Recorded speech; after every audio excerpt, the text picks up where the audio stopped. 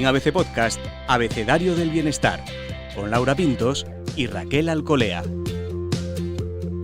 Pesas, mancuernas, kettlebell, dominadas. Hablar de la importancia del entrenamiento de fuerza para mejorar la salud es hoy mucho más habitual que hace unos pocos años. Sin embargo, aún existen algunas falsas creencias en torno a él, especialmente en el caso de nosotras las mujeres. No es raro escucharnos decir que entrenar con peso pues, nos dará demasiada musculatura o que preferimos el cardio, incluso abusando. Soy Laura Pintos y en este episodio del podcast Abecedario del Bienestar, Raquel Alcolea y yo hablamos con Alfonso Martínez Arce. Él es entrenador de CrossFit Level 1 y Level 2, deportista, divulgador, especialista en marketing y además escribe desde hace 3 años el blog Que la fuerza te acompañe en ABC Bienestar. Cuenta que su motivación personal para escribirlo ha sido aprender y no enseñar, pero sí que enseña, vaya sí enseña. De hecho, a menudo tenemos que confesar que es asesor de todo el equipo cuando trabajamos con algún tema relacionado con la actividad física, especialmente cuando no la entendemos, Laura. Es nuestro gurú. Bienvenido, Alfonso, al podcast. Muchas gracias, un placer estar aquí. Mi primer podcast de mi vida, con lo cual espero hacerlo bien y estar a la altura de las circunstancias. Claro que sí. ¿Dónde te ibas a estrenar si no era en ABC Bienestar, ¿no? Que No. Ahí tienes tu blog, que donde nos enseñas tantas cositas, que la fuerza te acompañe. Y de la fuerza queremos hablar. Pues vamos a ello. Vamos a ello. A nosotras nos acompaña, pero es verdad que todas sentimos una resistencia hasta que entendemos esto de la fuerza y lo que provoca en nuestro cuerpo a entrenar fuerza. Y nos tira el cardio. Sobre todo a las mujeres, lo habrás visto, ¿no? Sí, pero hombres y mujeres, a todos. Eso es un mal endémico casi diría. Pero no porque esté mal hacer cardio, sino porque nos estamos dejando muchas cosas fuera. Muchas cosas fuera que son importantes, sobre todo la fuerza. Pero así por empezar, ¿dónde encuentras tú que hay esa pasión, vamos a decir, desmedida por el cardio o ese desprecio de la fuerza? ¿Es un tema de adelgazar? Bueno, yo lo que diría es que el principal problema del entrenamiento de fuerza es que alguien dice, esto no va conmigo. ¿Por qué no va conmigo? Porque el imaginario que todos tenemos, el estereotipo de alguien que entrena la fuerza, es una persona pues muy musculada, con una vena en el cuello, la cara roja, y eso es la fuerza. Y bueno, eso es solamente una parte de la fuerza, ¿no? Yo lo que siempre hago para combatir esta idea, independientemente de entrar en discusiones de qué ejercicio es fuerza, qué no es fuerza, porque correr 42 kilómetros una maratón, que alguien me explique si eso no es fuerza, o sea, para mí es una demostración de fuerza bastante importante. La cuestión es decir, tú no quieres ser fuerte, ¿qué quieres? ¿Ser débil? No sé, ¿alguien quiere ser débil? Yo creo que nadie quiere ser débil. Pero claro, tú ante eso lo que me vas a decir es, no, yo quiero ser normal, ¿vale? ¿Pero qué es ser normal? Una persona normal tiene que coger una compra pesada. Una persona normal puede tener que levantar a otra persona del suelo. Una persona normal se puede caer de bruces y tener que poner los brazos para no romperse los dientes contra el suelo. Y la fuerza que tú coges con una caída frontal hacia adelante es muy grande, porque son tus kilos más la gravedad. Y eso tienes que poner las manos para que no te rompas los dientes, y evidentemente eso es fuerza. Si vas en un autobús y resulta que pega un frenazo y tienes que asirte a una barra para no caerte, es fuerza. Entonces, en la vida de una persona normal hay mucho de fuerza. Salvo que consideremos normal vivir como una ameba en un sofá con un móvil que le das una tecla y te llega la compra, la cena, enciendes la tele, subes, bajas y encima si tienes un botoncito ya para que te suba la butaca y te aupe, como ya hay algunas butacas, pues maravilloso, no necesitamos la fuerza, fenomenal. Veremos lo que ocurre dentro de 20 o 30 años a esa persona. Precisamente eso es lo que haces muchas veces cuando nos invitas a trabajar la fuerza, ¿no? A pensar que es salud, que no es algo estético, ¿no? Porque probablemente esas falsas creencias que hay en torno a la fuerza tienen mucho que ver más con la estética. O sea, no, esto que decía Laura antes de no quiero muscularme. O sea, para muscularse, ¿qué hay que hacer realmente? A ver, para coger un cuerpo musculado, y al decir musculado es que vayas por la calle y se note perfectamente que eres una persona musculada, necesitas muchos años y una dieta específica para coger volumen. No es que mi genética, mira, tu genética serás maravilloso, o sea, vale, y yo conozco un amigo que bueno, pues si hay gente extraordinaria Y por eso hay campeones del mundo de deportes, porque hay gente extraordinaria, con genética extraordinaria y con habilidades y con cualidades personales extraordinarias. Pero lo normal es que tú, queriendo coger volumen muscular, dedicándote a ello, entrenando a ello, con un nutricionista que te da las pautas para conseguirlo, aún así te cueste sangre, sudor y lágrimas. Hay un montón de gente repartidas por todos los gimnasios del mundo intentando muscular y no lo consiguen. No lo consiguen. Se quedan en un cuerpo más esbelto, en un cuerpo más delgado, más prieto, más definido, más lo que sea, pero no cogen volumen, buscándolo. O sea, que fuera miedo a esto de mucho músculo, ¿no? Es un miedo que no, infundado. Cero miedo, pero cero miedo por dos motivos. Uno, por lo que cuesta, en cuanto a esfuerzo físico diario y en cuanto a tiempo. Y el siguiente miedo que hay que totalmente descartar. Normalmente cuando se ve un cuerpo que gusta, y aquí sí que especialmente me centraría más en el público femenino, cuando una mujer ve un cuerpo que dice, esa chica tiene un cuerpazo, una modelo fitness, etcétera, dices, bueno, ese cuerpo tú sabes las cargas que tiene que mover para tenerlo así. Es decir, hay determinados glúteos que no se hacen con una tabla de 7 minutos al día. Hay glúteos que es que yo los veo y digo, vamos a ver, esa chica te hace 100 kilos en sentadilla, 140 en peso muerto y te hace un puente de glúteo con 160 sin pestañear. Y por eso tiene esos glúteos. No los tiene porque hace una tabla con gomas y con colorines y subiéndose a un bosu y haciendo equilibrios. No, tira con hierro. Y claro, mucha gente piensa que no, que si hace eso va a acabar como un culturista. Y no, el culturista hace un trabajo completamente diferente. Y en alimentación no os quiero ni contar, muy específico. Como entrenador de CrossFit también sería interesante incidir un poco en estos falsos mitos que hay en torno a esta práctica, ¿no? Porque a veces se relaciona con cosas como, ¿no?, el de la rueda de los camiones, el de... Bueno, cuéntanos un poco para aquellas personas que no se hayan adentrado en ella. A ver, CrossFit, yo adoro el CrossFit, soy un firme defensor del CrossFit. Y para mí, vamos, es una disciplina, una metodología de entrenamiento con la que me caso, defiendo y vamos, encantado de la vida. ¿Qué ocurre? ¿Qué está ocurriendo con el CrossFit? Lo que ocurre con el CrossFit es que hay como en todo deporte que empieza a coger, o en este caso no es un deporte, es una manera de entrenar, pero que se está convirtiendo en un deporte y empieza a haber mucha gente que compite. En el momento que hay mucha gente que compite, se ve más la competición que lo que son las tripas, que lo que es el día a día de los boxes de España. Por ir muy a lo básico, cualquiera que se haga el curso de CrossFit y que quiera ser entrenador de CrossFit, hay algo en lo que se incide tremendamente, que es que tú tienes que llevar una orden, una progresión, y esa progresión, que es la progresión que dice la metodología de CrossFit y que CrossFit enseña a sus entrenadores, es que lo primero es la técnica, lo segundo es la consistencia y lo tercero es la intensidad. Primero tú tienes que saber hacer un movimiento y hacerlo bien y hacerlo correctamente. Después tienes que saber esa ejecución técnica, mantenerla en un cierto número de repeticiones. Y entonces y solo entonces viene la intensidad. ¿Qué ocurre? Esto, como igual que os diría en una tabla de ejercicios de rápida, cuesta más venderlo que el venga, intensidad de entrada. Esto está llevando a que haya determinados boxes o determinados sitios donde se va directo a la intensidad, pero esa gente no está aplicando correctamente la metodología. Primero es la técnica, después la consistencia y después la intensidad. Y así se enseña y así se puede ver en el manual Level 1 de CrossFit que todo entrenador debe saber y se examina y tiene esa titulación precisamente por ello.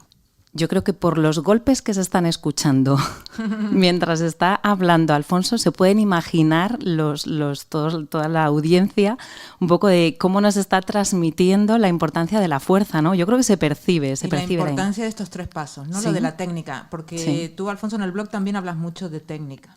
Y todos queremos cosas rápidas en todo en la vida en este momento, estamos ahí acelerados, ¿no? Y queremos rápido. Dime qué tablita me hago, 10 minutos y tal, ¿no? Esto de la técnica es para prevenir lesiones.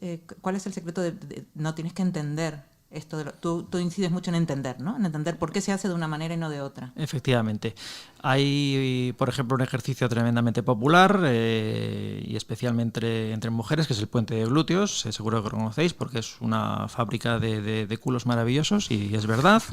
Pero el puente de glúteos es un ejercicio, por ejemplo, que tiene un montaje previo, una postura correcta para que lo hagas adecuadamente, que si lo haces de una manera o si lo haces de otra, en vez de estar haciendo un puente de glúteos en el sentido de que sea el puente de glúteos lo hace siempre, pero que sea un ejercicio que está cargando toda la intensidad en el glúteo, te la va a cargar en el cuádriceps. En este caso no te estarías lesionando, simplemente tú piensas que estás trabajando el trasero y resulta que lo que estás es trabajando la pierna, el cuádriceps. Ahí la técnica influye en el resultado, pero no te va a lesionar que lo hagas de una manera o que lo hagas de otra. Ahora bien, un peso muerto mal hecho sí que es un ejercicio mucho más complicado.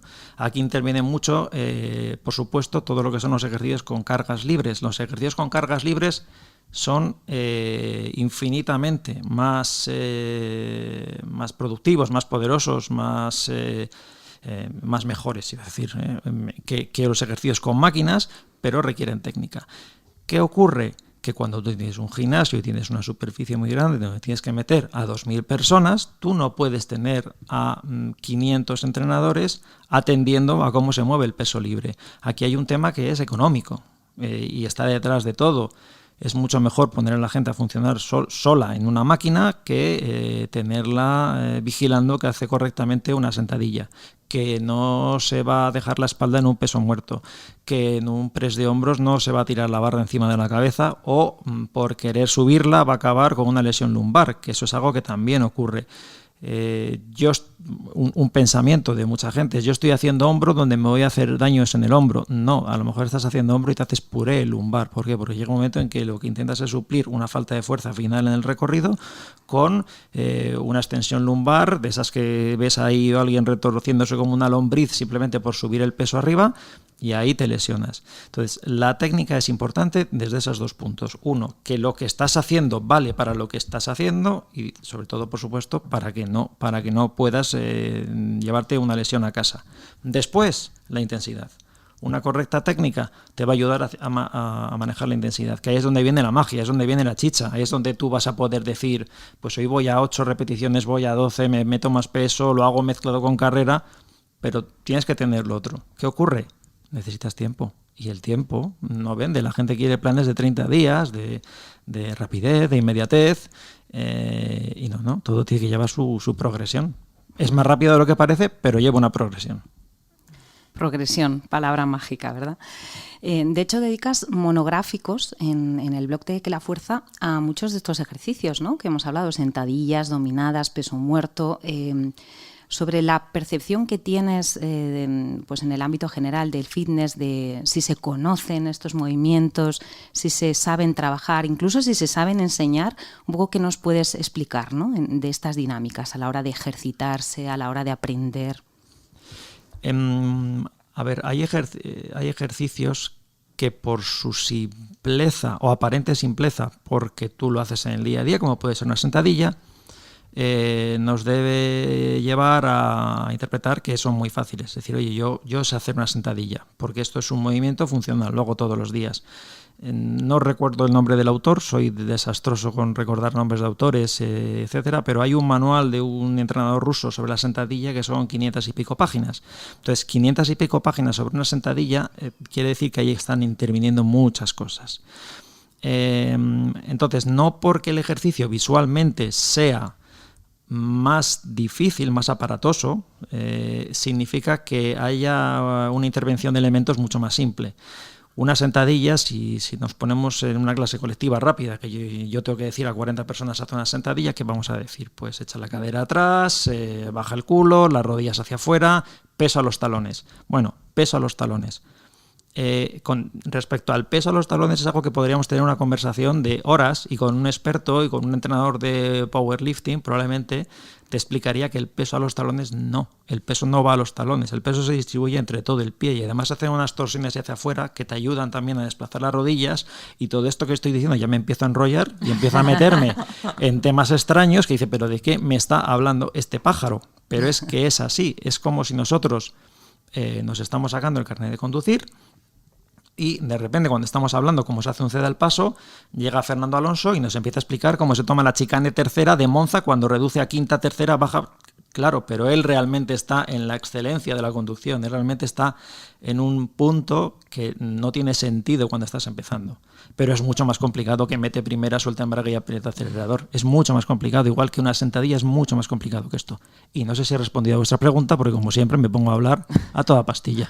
Sí, sí, y yo me pregunto cuando cuentas todo esto, antes has hablado de la persona que hace la tabla, ¿no? La tablita de 10 minutos, ¿esto sirve de todas maneras? ¿En qué momento te puedes dar cuenta de que necesitas más, de que puedes empezar a trabajar la fuerza? ¿Cómo pasas de esa tablita a entrenar fuerza y a entrenar de otra manera, ¿no?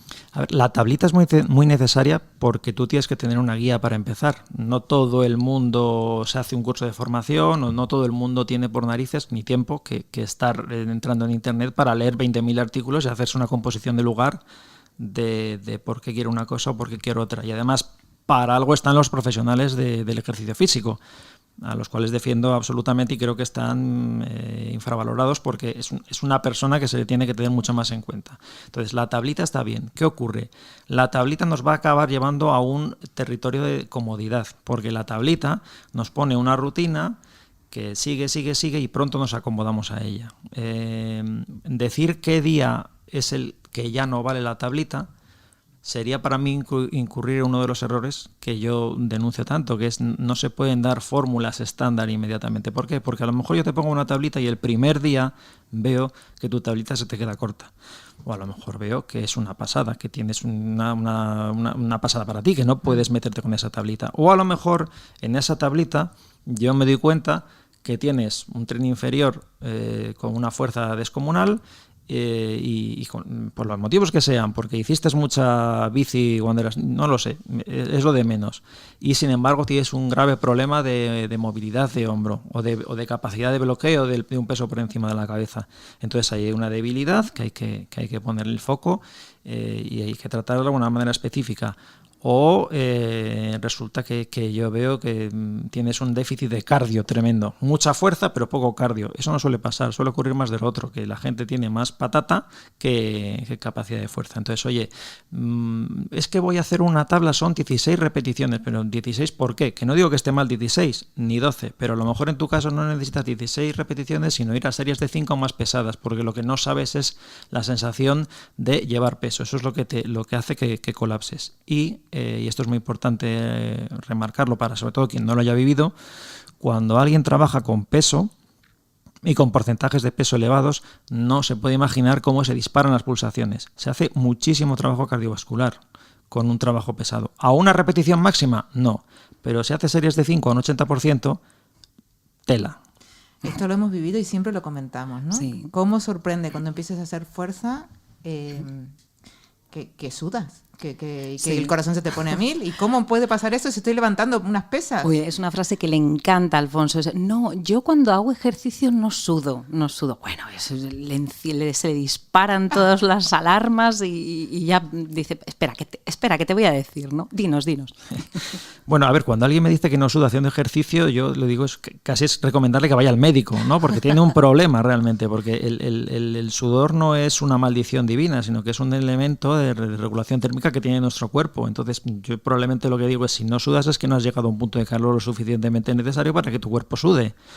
Luego cada uno lo tiene en un punto. Perdón, voy a intervenir. Sí. Es decir, estás entrenando por debajo de lo que necesitas realmente. Suele pasar, por debajo de no es lo que necesitas, por debajo de una intensidad, o la intensidad que estás aplicando en el entrenamiento está muy por debajo de lo que tú crees que es una intensidad grande o elevada. Ajá. Que eso es otro problema, es decir, hay veces que no tenemos una referencia de qué es intensidad. Hay diferentes maneras de llegar a ello. Si por ejemplo trabajas con... Hay gente que lleva un pulsómetro y lo lleva para... No sé para qué. Dice, oye, pues juega con el pulsómetro. Si el pulsómetro te dice que tienes una frecuencia cardíaca máxima y tú entrenas y no sabes qué has hecho, mírate de esos datos. Tanto nos gustan los gráficos, los numeritos. Bueno, pues mira que has trabajado un 60, un 70, un 80%.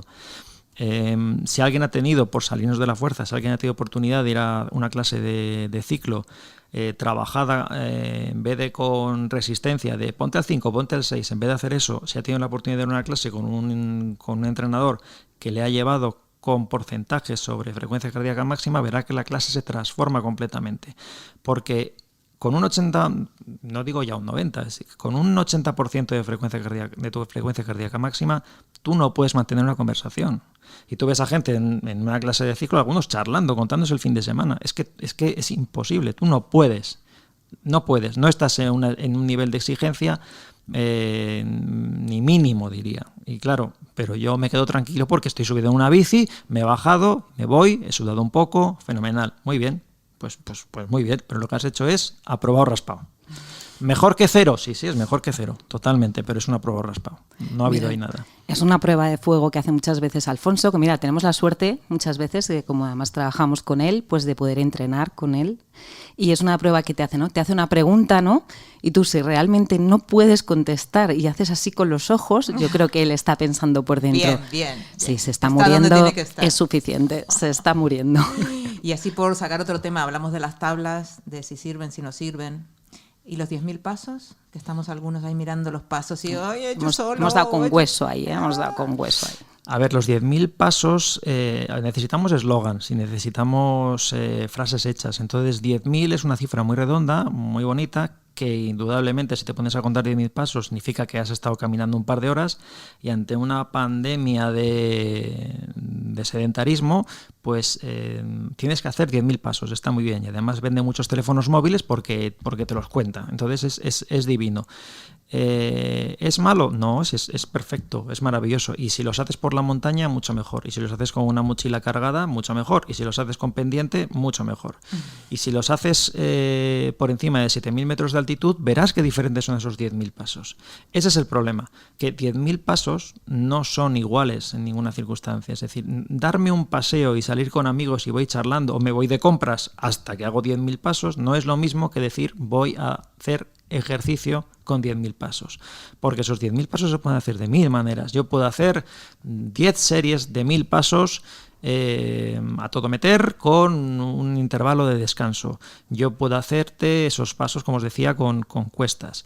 Los puedo hacer de 1.000 maneras y es todo fantástico. El problema es que yo quiero que alguien me explique con 10.000, con 20.000 o con 50.000 pasos de qué manera tiene capacidad para subir una maleta pesada al altillo de un armario. ¿En qué contribuye eso?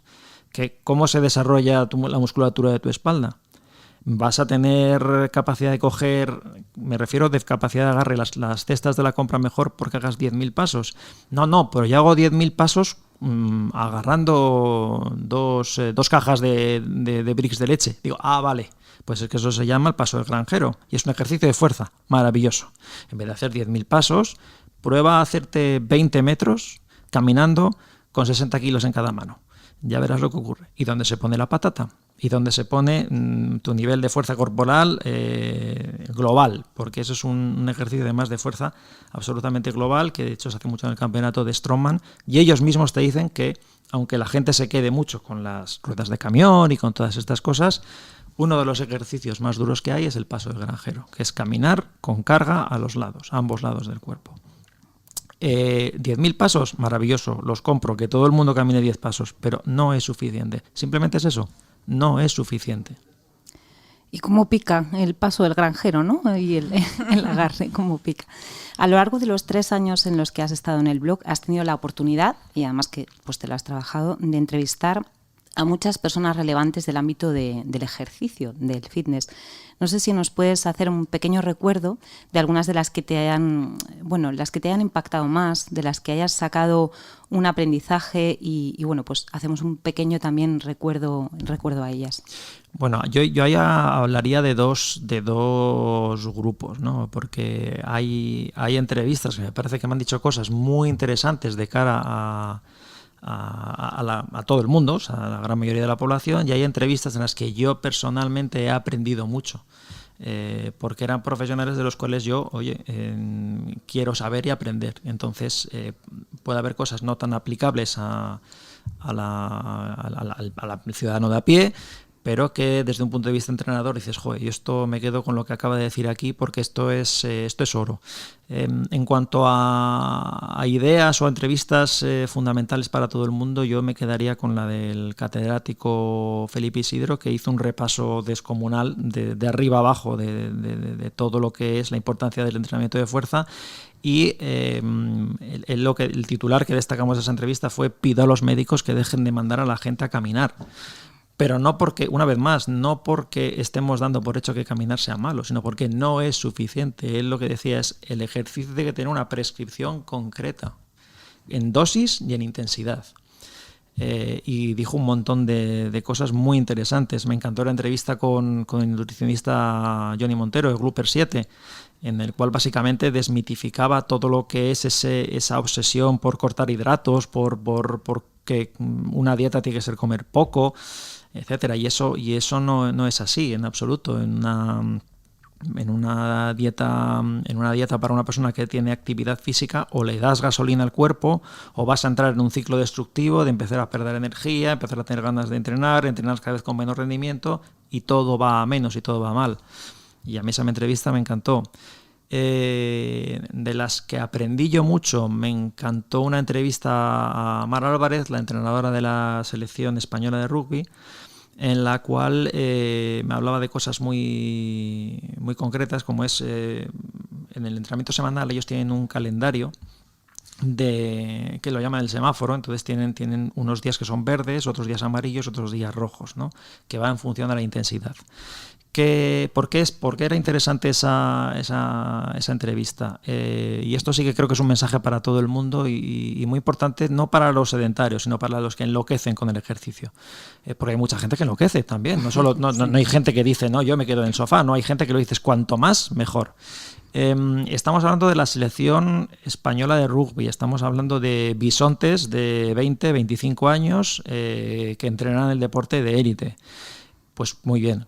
Ellos entrenan una sesión de mañana y una sesión de tarde, 1 hora, hora y media, hora y media por la tarde, o si son 2 horas por la mañana bajan por la tarde, etcétera. Cuando se trataba de un día de los que llamaban de semáforo rojo, que es un día de máxima intensidad, la sesión de la tarde era o muy floja o de estiramientos o de repaso táctico. Y no volvían a tocar semáforo rojo hasta varios días. No, hay gente que quiere estar en el semáforo rojo todo el santo día. Hay gente que lo que quiere es ir a máximos todo el día. Yo todo el día tengo que entrar en el gimnasio, o tengo que salir a correr, o tengo que salir a donde sea dejándome la piel. Y eso no es así. O sea, en el deporte profesional hay algo que se llama la periodización y los periodos de recuperación, que la gente se los salta. Y eso... Si van a la planificación deportiva de un atleta, de alguien que rinde de verdad, lo que tiene que darse cuenta no es lo que hacen, es lo que no hacen. Es decir, ellos acaban su entrenamiento y directamente van a una sesión de fisio, a una sesión de recuperación, a alimentarse correctamente y a descansar y quedarse tirados recuperando hasta la siguiente sesión de entrenamiento, en la cual lo dan todo. No se trata de estar 8 horas todos los días en el gimnasio. Por eso, una persona normal y corriente con una técnica adecuada y una tabla adecuada, con 20 minutos, lo puede reventar. Y digo reventar. Reventar no es ir a la Copa del Mundo, o a las Olimpiadas. Es personalmente alucinar con el cambio físico y de rendimiento que puede tener. Con 20 minutos bien hechos. Estás hablando de la importancia del descanso. Y antes has mencionado la importancia de la dieta. Cuando entrenamos fuerza, hay que comer más, hay que comer mejor, hay que comer más proteína. ¿Dónde estaría la clave de esa dieta que debe también adaptarse al ejercicio? En general, diría que hay que comer más. Así de simple. Yo, en mi experiencia personal, yo tengo una historia del tipo, yo me suelo definir como de gordo rebotado, ¿no? O sea, yo llegué a los 100 kilos, me di cuenta de que algo iba muy mal, porque un día mi madre, que era evidentemente de persona de otra generación, que cuanto mejor y más hermoso estás, mejor es el niño, más alimentado está, y un día me quitó un plato de encima y me dijo, ya, vale, digo, aquí hay algo raro, aquí algo está pasando, ¿no? Y cometí todos los errores que comete todo el mundo. O sea, yo he pasado por todo, de verdad. Yo me he apuntado a un gimnasio, me he metido en una cinta de correr, no corriendo, caminando, después a la elíptica, y si en vez de hacer 1 hora y media podía hacer 2 horas y media y dejar un charco, es que mucho mejor lo estaba haciendo, pero pese a que lo estaba haciendo mucho mejor, seguía exactamente igual, ¿no? Entonces luego pasé a las clases colectivas. En las clases colectivas parece que te va un poquito mejor porque te sube la intensidad, la emoción del grupo, la música, los gritos, todo fenomenal, pero llega un punto en el que tampoco avanzas. Bueno, tampoco avanzas. Y dices, pues ¿qué más? Pues 2 clases seguidas, pues venga, pues 2. Entonces llega alguien y te dice los hidratos por la noche, entonces dejas de cenar. Entonces, claro, te metes 2 clases y luego por la noche dejas de cenar y efectivamente, pero ¿cómo no va a tener un resultado? Claro, lo notas, se nota, pero te estancas y ya da igual. Y hasta que llegó un momento que se me encendió la luz y dije, bueno, tengo que poner un poquito de criterio. Y contraté un entrenador personal, además uno que yo ya le tenía echado el ojo y al cual le debo agradecer todo esto. Él lo sabe, José Carlos García Anastasio, es el head coach de CrossFit Shizuoku, que él a mí un día me dijo, a ti no te gusta esto. Y claro, yo me quedé un poco loco porque yo estaba en un gimnasio y digo, me está echando, ¿no? A ti no te gusta esto, tienes que probar el CrossFit. Bueno, lo probé y la verdad es que me enganchó. ¿Qué pasa? En el momento en el que yo entré, una de las cosas que más me impresionó del CrossFit es que me di perfecta cuenta de cómo el cuerpo necesita la alimentación y cómo casi podía sentir cómo la comida la asimilaba y cómo necesitas comer adecuadamente si quieres rendir. Y de hecho, ahí ya di el paso siguiente que recomiendo a todo el mundo, que es coger un nutricionista. Y fue otro salto exponencial en mi manera de entrenar, porque vi claramente lo que es una alimentación que llevas para poder hacer ejercicio, que no tiene nada que ver. Y puedes comer mucho más, pero mucho más. Y mejor, porque además es que en el momento en que empiezas a comer más y empiezas a comer mejor, el día que comes peor, no hace falta que te lo diga nadie. Es que no te sienta bien, es que no te gusta, es que no te sientes bien, es que al día siguiente lo pagas, porque tu dosis de ejercicio no te la puedes quitar, y cuando lo has hecho mal se nota mucho. Entonces es un círculo de virtuosismo. Tú empiezas a hacer ejercicio, conforme eso te empieza a enganchar, empiezas a cambiar determinados hábitos alimenticios para que te sientas mejor haciendo ejercicio, empiezas a hacerlo mejor porque notas que estás comiendo mejor y todo se retroalimenta. Y cada vez vas estando en un punto mejor. Y todo esto sin hacer extravagancias, sin hacer ningún reto viral, ni ningún ejercicio extraño venido del lejano oriente, ni tocarte la nariz mientras que, no sé, comes una verdura que te cuesta 1.000 euros el kilo. No. Es algo normal, en una vida normal, y que la gente lo tiene que entender. Hay veces que algunos me dicen, no, porque es que tu fuerza de voluntad, yo tengo que entrenar a las 7 de la mañana. Tu fuerza de voluntad, yo no tengo fuerza de voluntad. Si yo soy millonario, yo voy a entrenar a las 12, no voy a entrenar a las 7, voy a las 7 porque tengo que trabajar. Pero es que es una prioridad que me pongo día a día. No soy un superhombre, ni yo, ni mucha gente que entrena todos los días y simplemente en un momento dado, pues, en vez de comerse 2 palmeras de chocolate, pues se come una, sin más. Precisamente has citado que los profesionales es la clave para entrenar, ¿no? No solo en el ámbito del ejercicio, sino en el ámbito de la nutrición también. ¿Qué es lo que hay que tener en cuenta para elegir un buen entrenador? Porque hay muchas personas que dicen, sí, venga, me decido, yo contrato a un entrenador, yo invierto en ello, invierto en salud, invierto en estética, cada uno su motivación, pero ¿qué es lo que hay que mirar? ¿Cómo hay que buscar? Yo no voy a centrarme en las titulaciones o en la formación, porque hay gente con mucha formación que puede no ser buen entrenador y hay gente que al contrario, ¿no? Yo lo que diría de un entrenador es que tiene que tener empatía para saber entender cuáles son las circunstancias de su cliente y recursos suficientes para que él pueda dar lo que ese cliente necesita.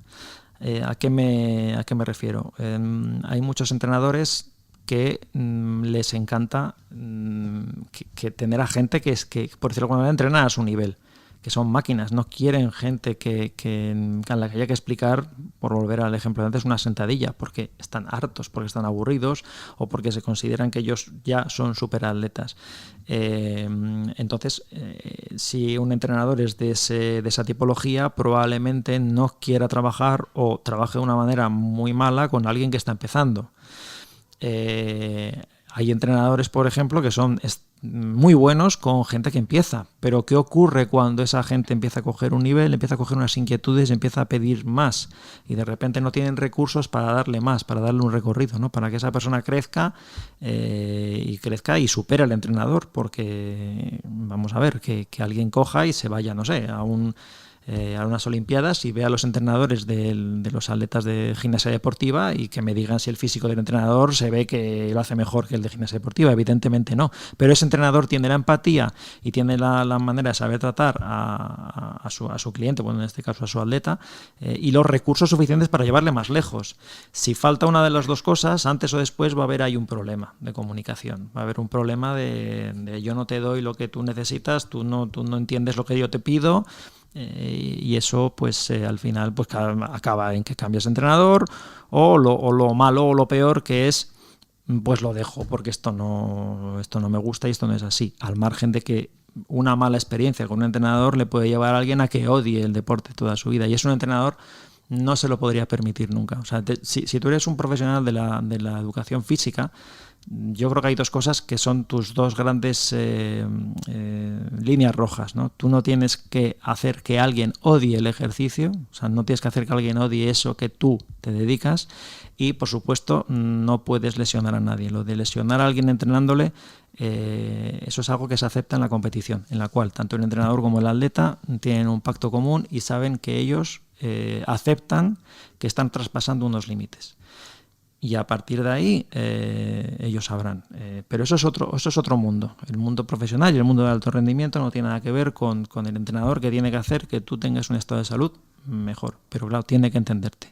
Tiene que saber que a lo mejor no te puede pedir a ti, que tienes familia, 3 hijos, un trabajo que es a las 11 de la mañana y que tienes semanalmente 3 o 4 comidas de trabajo inexcusables, pues tú no eres lo mismo que un chaval de 20 años que lo único que hace es pensar en el gimnasio y en que tiene todos los días hora y media tranquilamente para estar en el gimnasio y descansar. No es lo mismo. Entonces tiene que saber adaptarse tanto mentalmente como a nivel recursos. Has hablado justo de distintos perfiles, de edades. ¿Hay edad para la fuerza? ¿Hay edad límite para empezar? ¿Cómo lo ves? A ver, este es otro tema muy polémico, que de polémica no tiene nada. No sé, la edad límite por arriba no existe. O sea, en internet y en redes sociales, además de poder seguir a Kim Kardashian, podemos seguir a abuelos de 80 años que se han puesto a hacer ejercicio con esa edad y que están levantando y moviendo unas cargas tremendas. ¿Esto quiere decir que tú dices que recomiendas la fuerza absolutamente con 80 años? No, porque puede haber una persona con 80 años que lo que le ocurra es que tenga un problema de movilidad, que tenga un problema, no sé, otro tipo de problemas, pero sería muy raro que no haya un trabajo de fuerza específico para esa persona que no tenga gran utilidad. Por debajo, no, es que si los niños hacen pesas se quedan enanos. ¿Por qué? O sea, que alguien explique por qué. No, porque he visto a un chino de halterofilia que mira lo pequeñito que es. ¿Ves? Todos son pequeñitos. Bueno, el motivo por el cual en la halterofilia se ven más personas bajitas que altas, que no es exactamente así, porque hay una división de máximos de pesos pesados que son muy altos, pero básicamente es porque es un ejercicio en el que tú tienes que mover, desplazar kilos desde el suelo por encima de tu cabeza. Si tú eres una persona de grandísima envergadura, técnicamente se convierte el ejercicio mucho más difícil, con lo cual tiende a haber más atletas o más personas que se les da bien cuando son de una estatura más pequeña que los que son enormes, que alguno hay. Decir que un niño no debe hacer fuerza porque se va a quedar enano sería lo mismo que decir que tu hijo no juega al baloncesto porque va a medir 2,20. Claro, porque es decir, el deporte tiene unas consecuencias que tú las asimilas porque tú has visto a unos deportistas en la televisión y dices, si mi hijo hace esto, va a ser como estos. No es así. Otro tema es que en un niño no se puede poner como prioridad la carga sobre todo la intensidad en términos de peso, de volumen de repeticiones, porque quizás no es el momento. Y desde luego yo jamás le diría a un niño que lo que tiene que hacer es meterse en un gimnasio a hacer curl de bíceps. ¿Por qué no? Porque tiene que hacer un montón de cosas, un montón de actividades, cuanto más variadas mejor, en las cuales haya agilidad, haya resistencia, saltar, coordinación, deportes, con pelota, con raqueta, con de todo tipo, si es en la naturaleza mejor, y fuerza, por supuesto. Bueno, cuántas cosas nos ha contado Alfonso y podemos seguir porque aquí se abren muchos caminos, ¿no? Muchos temas. Yo voy a hacer una más, Raquel. No me puedo resistir, porque estos días ha salido la reina Leticia con muchos escotes, hace unos días, ¿no? Hace bastante tiempo. Y ella siempre luce mucha musculatura y a mí me toca un poco la fibra escuchar todo el tiempo comentarios sobre las mujeres con músculos. ¿Qué nos pasa, Alfonso? Bueno, yo lo que creo es que hay taras mentales, o sea, porque aquí entramos en una cuestión que es distinta, que es la estética. Entonces, para mí el terreno de la estética es complicado, y tiene muchos matices. Por ejemplo, si alguien tiene un concepto del trabajo de fuerza o de los gimnasios, pues es gente preocupada por la estética y por el músculo y por lucir tabletita y por no sé qué, no sé cuántos, yo les digo, bueno, pues no hay ningún problema, vete a un gimnasio especializado en powerlifting y a ver si ves a alguien con la tabletita o preocupado por su aspecto físico. Por ahí lo único que les interesa es levantar cuantos más kilos mejor. Pues apúntate, ¿no? O sea, no pasa nada. Yo no hay gordofobia. Vete, asómate por la puerta y mira. ¿No? Quizás el problema es que solo has visto una parte de lo que tú crees que es el rendimiento deportivo. Respecto a los cuerpos musculosos de mujeres, si son feos o no, a mí no me lo parecen. O sea, en absoluto. Es más, para mí un cuerpo musculoso, más que un cuerpo musculoso, un cuerpo atlético, es un cuerpo que es sano, porque es funcional. Yo estoy viendo a alguien que está bien. Me puede gustar más o me puede gustar menos, pero sé que está bien. Además, yo puedo identificar a alguien que está bien en hombres, en mujeres, no sé, hasta puedo decir que veo un animal doméstico que está gordo, ¿sabes? Digo, ¿qué le pasa a ese perro, no? Entonces, que una mujer esté musculada es feo, no lo sé. Yo no creo que sea feo. ¿Es el músculo en sí lo que hace bello a un cuerpo? Tampoco lo creo. No es el músculo, porque si fuera así, los culturistas, que son los que tienen más volumen, serían los más bellos del mundo, ¿no? Y tampoco nos parecen, pero tampoco me parecen feos. Lo que me parece es una falta de respeto hacia un culturista que lleva 15 o 20 años dedicados a eso, que digas, uy, yo no quiero ponerme así. No te preocupes, es que no puedes ponerte así, aunque lo intentes, no es posible.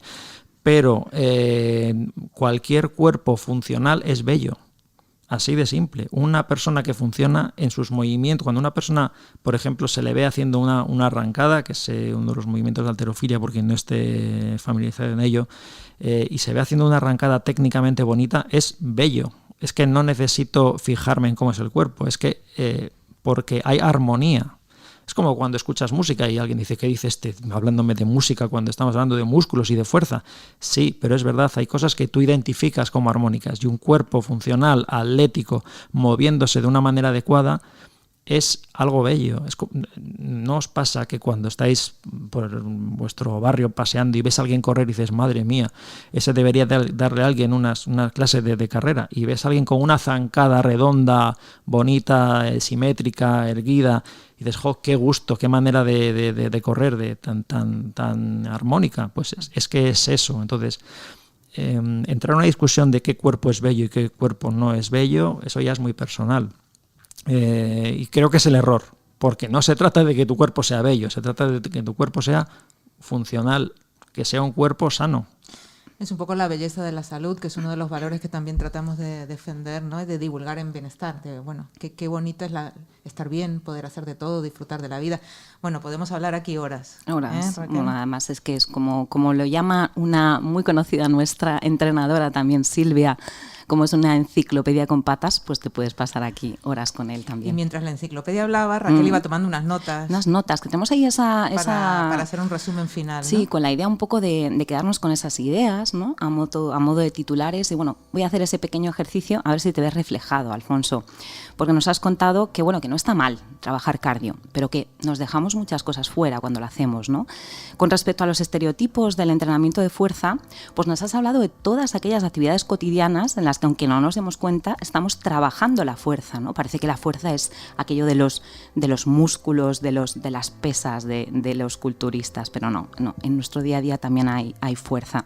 A la hora de justificar o hablar sobre el miedo a muscular, nos explicas que para conseguir ese volumen del que tanto miedo tenemos, pues hay que trabajar mucho y que cuesta sangre, sudor y lágrimas, así que no tengamos tanto miedo, que no nos vamos a convertir en Hulk. Con respecto al CrossFit, nos explicas, bueno, el CrossFit es muy importante para ti y además lo has vivido muy de cerca.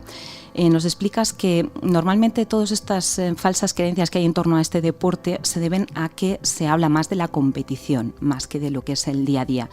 Y que gracias al CrossFit has aprendido que lo primero es la técnica, lo segundo es la consistencia y lo último, la intensidad. Y te preguntaba Laura, y bueno, esto de la técnica, ¿por qué es tan importante? Y nos dijiste, pues es relevante para trabajar lo que quieres trabajar, es decir, para el resultado, pero para también no dañarte, no lesionarte, ¿no? Y eso es fundamental. Y la intensidad nos dices que es la palabra mágica, porque ahí es donde está la chicha, ahí es donde se consigue trabajar bien y de forma efectiva. Y que para ello hace falta tiempo, otra de las palabras que también es mágica. No se puede trabajar con fórmulas mágicas, estándar para todos, o sea, todo tiene que ver con la personalización, con la individualización, y precisamente de esto has hablado cuando nos has recomendado que a la hora de elegir un entrenador hay que tener en cuenta que este tiene que tener empatía y los recursos suficientes para darnos lo que necesitamos, porque una mala experiencia con un entrenador nos puede hacer que olvidemos el deporte. En definitiva, hay muchas ideas muy potentes. Yo me escucharía de nuevo el podcast para repasarlas todas y nos quedamos con esto que me ha encantado, ¿eh? Que un cuerpo atlético es sano porque es funcional y un cuerpo funcional es bello, ¿no? Eso suscribimos. Muchas gracias, Alfonso. Nada, un placer estar aquí. Y hasta la próxima, Bienestarios.